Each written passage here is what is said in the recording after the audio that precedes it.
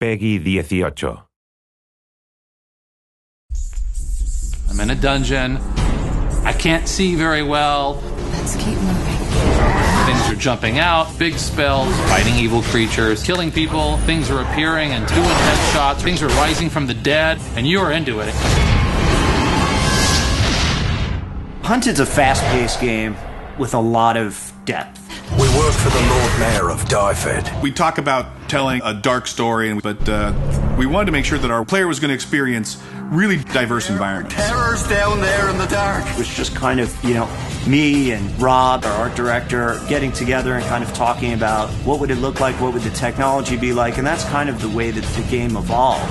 When we first started working on the project, it was important to come up with a style that wasn't as clean as classic high fantasy games can be. We know the place. I just felt like a true Middle Ages-like era would be dirty, things would be worn, untended, and so things are crumbling and falling apart. We try to tell the story with the environment. The wear and tear, the grime we put on it, we try to give that sense of history. You come into an area with ancient ruins of some civilization that used to live in an area, but it's about giving the world this richness and this life that is larger than the span of the game story we're telling. There are different engines that people use for different things in the gaming business. In this particular case, we use the Unreal Engine.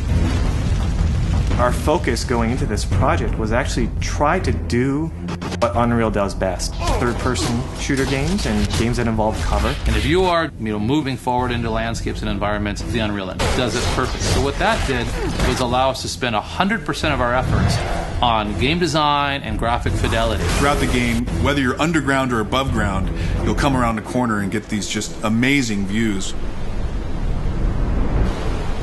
We want to have a heavy element of verticality in our levels.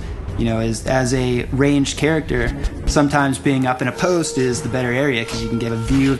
As more of a melee character, you can sit there and protect that area. Use a little help here. Well, this is one of the final areas. When we first started, we talked about doing a tower and doing something big, but it's been done so many times, and we thought, let's do a giant pit instead. There might be a little bit of a spider problem down here. These big pieces of basalt rock, they actually were modeled out in 3D first, so it really has a very sculpted feel. I want them to feel like they're stepping on hard ground and they're climbing up solid stairs and interacting with every facet of the geometry that's on the ground. We need to be at the Fountain of Alicia by morning. It's not so typical in a console game to be able to create your own world. But I can't thank you enough.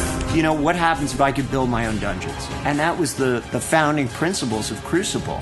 What we allow the players to do is, jump in there, grab these unique levels that we created, put them in a map, populate them with the enemies you want and the way that you want, and create an experience for somebody else. There's a whole list of parameters that they can put on, whether it's timed or how many waves of enemies. And we just give the user the ability to be the game maker. At first, when the idea was pitched to me, I actually thought we were crazy. Those beasts are everywhere. So this team goes in there, and they're actually making the levels awesome. What we ended up designing was actually a very cool system. When users fire it up for the first time, they're not going to be intimidated, and it's very straightforward to use. The spark for Hunted comes from a lifetime of making and playing fantasy games. We have this tremendous love for the richness to the world. Every rock, every bit of dirt, every tile of broken pottery, every wall, every bird. It's immersing yourself in this world and this experience, the emotional attachment to the world. It's a roller coaster.